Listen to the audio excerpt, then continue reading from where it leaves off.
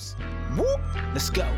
Hursty Games, and this how we do. Now it's time. Hey there guys, welcome back to Hursty Games and welcome to another FIFA 22 tips, tricks, advice kind of style video. Now, recently I uploaded a video called Easy Profits and a video that I was talking to you guys about how you can make some very easy investments on FIFA 22 right now that are definitely going to go up. And a lot of that was talking about fodder kind of players like 83s to like 85s, 86s, and how a lot of those cards will definitely go up with SBCs coming out. Now, it's worth noting that at the moment, fodder is at an all-time low, and since making that video, a lot of fodder has actually got even cheaper. So I've been asked by people, you know, is it a bad time to try and buy people? Is it a bad time to try and sell people? Why is fodder going down? Why is fodder not like spiked up in price? And there's a couple of reasons as to why that is. We'll go into that, but we'll also talk about why it's best to hold your investments right now. Do not panic sell.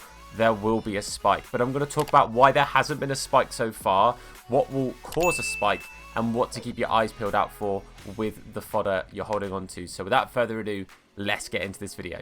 Okay, so as I've said to you guys before, and if you watch the Easy Profit video, you'll know some of these cards I've invested in. But recently, I've been picking up 83s sort of as a main sort of player that I've been picking up, like 83 rated cards, and I've been picking them up for less than 1,000 coins. So here, Volon, for example, 850, a couple of first owner Incendios, so kind of ignore those a little bit, but 850, 900, 900, you know, picking up these cards for 950, I think is the most I've spent on an 83 rated player for these investments. And the main reason for that is less than 1,000 coins for an 83 is ridiculously cheap. And as soon as we get an SBC that comes out that requires like a decent rating, that will definitely spike up in price. Now, we did receive an Andre Silva 1 to watch card. Now, the reason I don't think his SBC particularly spiked prices is because I don't think many people cared about Andre Silva. I'll be honest with you. It's nothing about Andre Silva. I've got no, like, you know, there's no disrespect to him or anything. But realistically,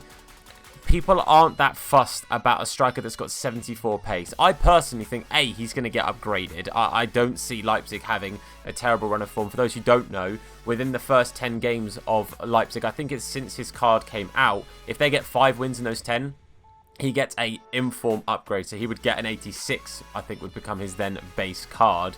And then any other upgrades on top of that obviously act as another boost. So he will be one ahead of any informs, man of the match, those kind of cards that are out.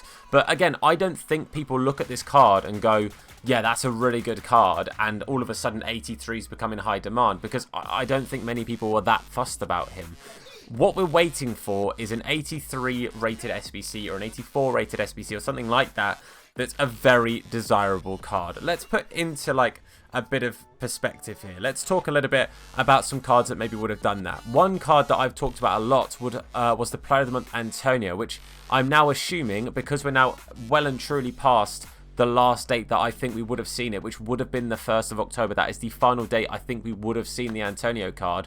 Because we didn't see it then, I don't see Antonio now coming out. And I think the first Player of the Month will be whoever wins the September vote. But for me personally, I think that Player of the Month card, if it's a relatively desirable card, we're talking like, say, Maximin, for example, I think he would be one of the most desirable on that list. There's quite a few on there, but just say Maximin as an example. If, say, Maximin gets an SBC and it's 3 parts, as let's say an 83, an 85, 86, just throwing that out there. If he was to get those kind of SBCs, fodder would shoot up because people would love to get that St. Maximin card. Like, realistically, imagine getting like an 83, 84 rated St. Maximin. St. Maximin is already disgustingly overpowered. Him with a boosted card is going to be even worse. And that's the same kind of thing with the Antonio. If Antonio had got a boosted card in SBC, it's very desirable, therefore fodder is going to shoot up.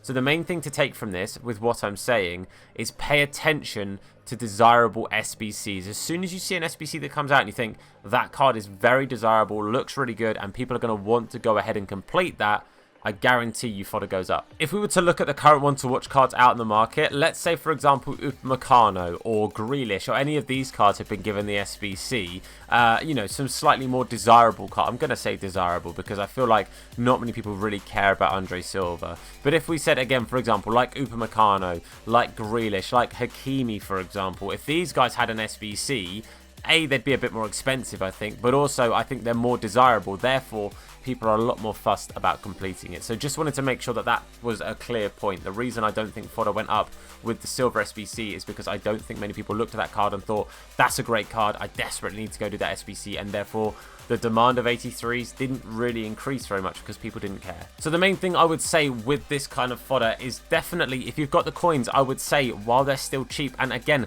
right now they're possibly even cheaper. I think Volland is sat at 850 consistently. I'm going to be picking up more and more of these. I'm going to try and maybe just be a little bit patient and hold until there's a slightly safer time for me, so I don't overstock my pile too much here, because I'm very nearly full on this. I want to keep a few spaces for trading. You guys might have seen, obviously, I've got some bronze players on my transfer list because I am doing some BPM and stuff. But also, I want to be able to trade throughout the week, make coins, increase the coin total, and then invest even more. So I'm probably going to try and be relatively patient and try and hold on to cards where I can. But I think 83s and 84s are probably the safest investment, especially while they're so crazy cheap. So I definitely recommend keeping an eye on the market in general. 83s as a rule of thumb, pick them up for less than 1,000 coins. If you can pick them up for 900 or less, then you're absolutely winning. A couple of these non-rares, by the way, so Veghorst and Dzeko, for example, who are 283s, I'm fairly sure I picked up, he might be the one that I sent to my club, because again, I'm just trying to be a little bit conservative. I picked up, there you go, Dzeko for 750. I think it was a Veghorst I picked up for like 600 coins, something super cheap. I literally got him for his min, which is crazy cheap. Like, it is crazy cheap for an 83 rated card. So hopefully this video is helpful. If it is, then do leave a like on this video. If you want any more suggestions, or if you've got any more questions about whether you should hold on to like fodder and stuff, then let me know. Obviously, my sort of brain and thought process for like big trades and stuff aren't always the best. It's not that I'm bad at it, it's just that it's not something I really focus on too much, because I don't do big trades. I do what I call trickle trade methods, low budget investments. I invest again in 83s. I say low budget, I'll pick them up for 900 coins each, which is low individually, but I'll spend, you know, 100, 200, 300k on doing that, because realistically it's a very safe, small budget, small profit on each card investment. I'm expecting them to go to 1.5 to 1.8 at some point, 83 rated cards. And again, if they go to 1.8, for example, I'm doubling my investment. So if I invest 300k, I'm going to get 600k back. So that's kind of my thought process here, and that is what I'm going to be doing. But as I said, if you found this helpful, then do leave a like, comment down below with any questions, hit that sub button if you're new to the channel, and make sure you turn notifications on to be told anytime that we upload a video. If you want to catch us on our live streams, Hursty Games YT over on Twitch, link is in the description. While you're in the description, check out our channel sponsors of M21 and Real Footy Prints. Code Hursty will get you a discount at both. But for now, guys, I want to say a massive thank you for watching. I've been Tom. You guys have been awesome. And I'll see you soon. The card yourselves, and of course, wash your hands. What? In a bit. His name is Hursty. Slap bald head, yeah, it'll probably hurt me. Bang top bins, it'll probably hurt you. Ginger, streamer, platform, YouTube. Drop a name in the chat, we'll say hello. Entertained, yeah, you already know. Capital H, yeah, I'm a read it slow. Hursty Games, yeah, you already know.